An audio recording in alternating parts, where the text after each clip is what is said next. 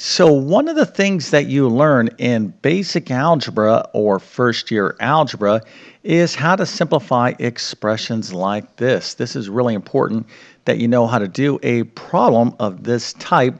And let's go ahead and take a look at the problem. What we have here is 4a minus 8 over 15a divided by 3a minus 6 over 5a squared.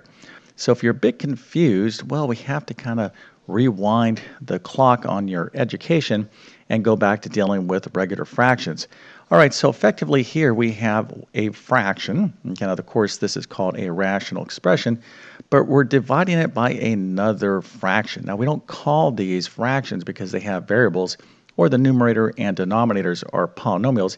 So what we're doing here is dividing rational expressions. Okay, again, that word rational indicates, or just basically you want to be thinking about fractions. So when you're thinking about this problem, it's a great idea to review how you divide regular fractions. So here is a lovely problem for you. And if you can't do this problem, we're going to have a tough time with this, rational expression situation. So we have 4/15 divided by 2/3. Okay, now how could you do this problem? Now, of course, you're not going to be using a calculator, and a lot of you are going to get the right answer.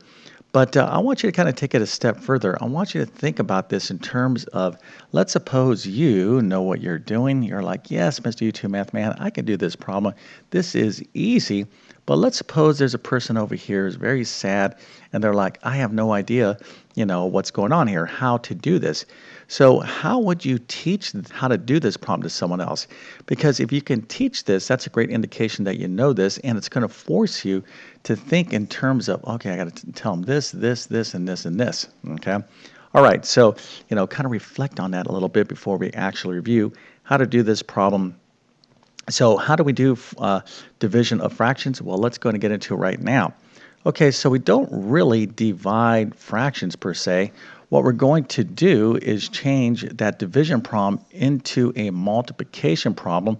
And the way we do that is that we flip the fraction to the right of the division sign. So we have 4/15 divided by 2/3. So we're going to flip this upside down. That's called the reciprocal. So what we're going to do is take 4/15 and multiply it by 3/2. This is equivalent to dividing these fractions right here. Okay, so we're going to take the division problem and rewrite it as a multiplication problem. Now, of course, we need to know how to multiply fractions. All right, so 4/15 divided by 3/2. What do we do? Well, let's go and take a look at that right now. All right, now what we're going to do in terms of multiplying fractions is you simply multiply the respective numerators and denominators. Now, of course, I could just go, okay, 4 times 3 is 12 over 15 times 2 is 30. And if this is the answer you got, well, that's like pretty good. I might give you like a B plus, but if you want an A plus, you have to simplify. This is not like an optional thing in math, okay? So, but like, yeah, I don't like to simplify my answers, Mr. YouTube Math Man. I'm just going to get an answer that is generally correct. Well, no, you got to finish the problem. So your work is not done here. Now, some of you could take this problem and reduce it, but really to simplify this problem, the best way to do this is to do the following. Okay, so here we have 4 times 3. What we want to do is look for like factors between the numerator and denominator. And this is really going to be key to doing this problem of dividing rational expressions. So 4 is the same thing as 2 times 2. Now you'll see why I'm writing it in this manner. So 4 times 3 is the same thing as 2 times 2 times 3. 15 is the same thing as 3 times 5. So 15 times 2 is the same thing as 3 times 5 times 2. Now this is what most of you are doing in your brain, but you probably don't even realize what you're doing and why you're doing it. That's why I wanted you to kind of think over here, if you had to teach this material, to make sure that this person really understood it. Like, oh, I know the exact precise steps, that I should be thinking about in order to do this problem. So to simplify the fraction here, the result of multiplying, okay, we went from division to multiplication to a problem. Now we want to reduce this problem or simplify it. So what we're going to be doing is looking for like factors, if there's any like factors, between the numerator and denominator. Now we can't really assess if there are like factors unless we factor everything. Okay, so 4 can be factored as 2 times 2, and 15 can be factored as 3 times 5. So you're like, oh, I have a 2 here, and I have a 2 here. So you can cross-cancel one like factor for one other like factor. So this 1, 2 can't cross-cancel with these twos. It's just 1 for 1. So that 2 can cross-cancel with that 2, and those are gone. And I'm like, hey, I have a 3 over here, and I have a 3 over here, so I can cross-cancel there. 1, 3 for 1, 3, and I'm left with what? 2 over 5. Okay, so I have a 2 remaining in the numerator and a 5 remaining in the denominator. This is how you simplify fractions. Now, of course, you could have been like, all right, let's see here, 12 over 30, and then you could have been like, all right, let me see here, 6 goes into 12, 2, and then 6 goes into 35. There you go. There is my answer. And you're kind of doing the same thing, but the way I just kind of broke it out, broke this problem down, okay, the steps is the steps that we are effectively going to be taking to simplify this rational expression. Okay, of course, we have to do some division, but hopefully you're like, yes, Mr. YouTube Math Man, I am ready to graduate to the problem. Okay, so here it is. Now, if you didn't get this right, or if you didn't know how to do this problem, well, why don't you give this a shot? All right, now here is our situation. We have a fraction divided by another fraction. Of course, we call these rational expressions. Again, just, we want to be, accurate with our terminology. So what we're going to do is take this division problem and we're going to write it as a multiplication problem by flipping this fraction to the right. Okay, it's no different than what we did with the numbers. So we're going to put the 5a squared as the numerator and a 3a minus 6 down here in the denominator.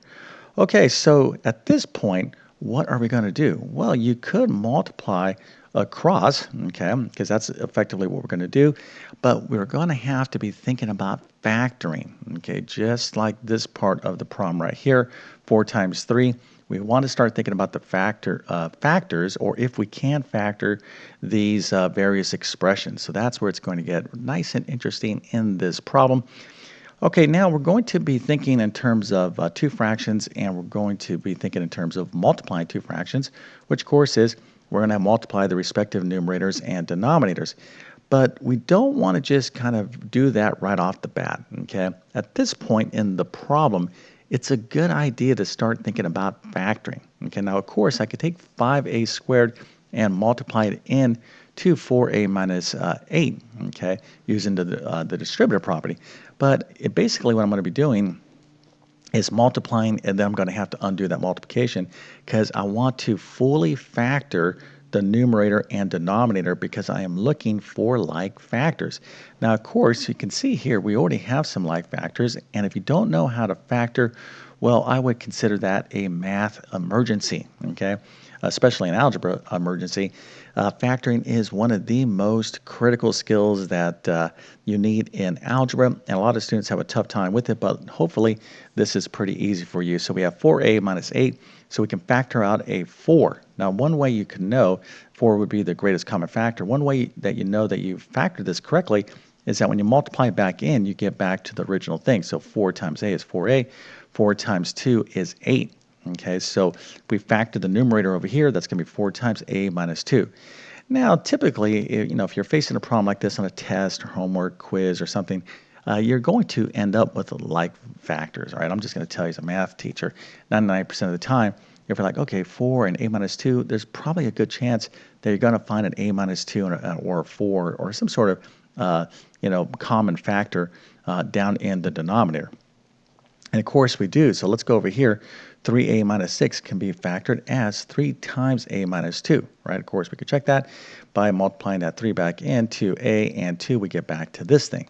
All right, so you can see here we have some like factors. These a minus 2's are going to go away, and we have some other common factors. We have 5 and 15. We know that 5 goes into 15, and a squared. So we have some nice opportunities to simplify this. So let's go ahead and just take it one step at a time. All right, now when we multiply the numerator and the denominator, let me just kind of erase all this mess here.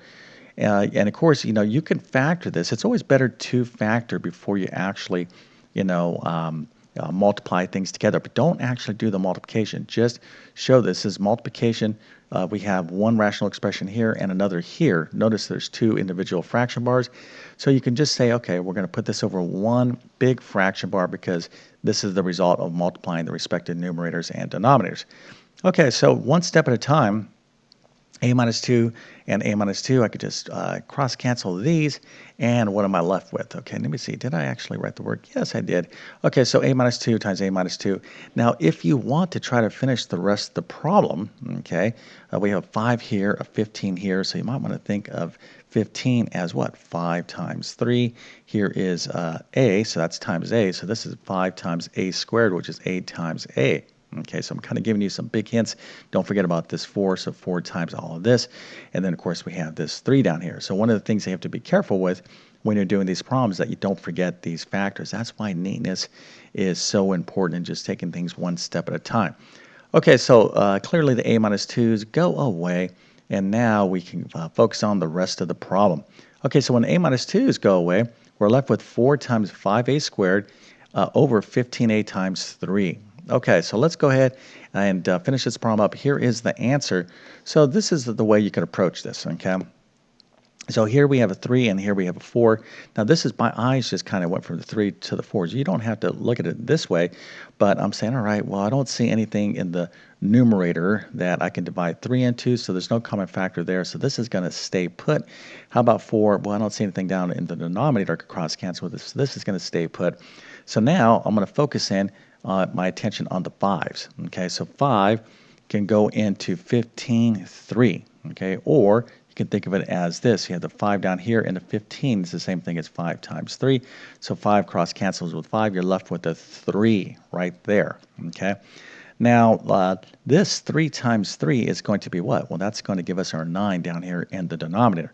So we're left with an A squared here and an A. So A squared is the same thing as A times A, and then we have an A here, so one A can cross cancel with another A, leaving us with just one A in the numerator. And of course, we can't forget about that 4 right there. So our final answer is 4A over 9. So don't forget to like and subscribe. And with that being said, I definitely wish you all the best in your math adventures. Thank you for your time, and have a great day.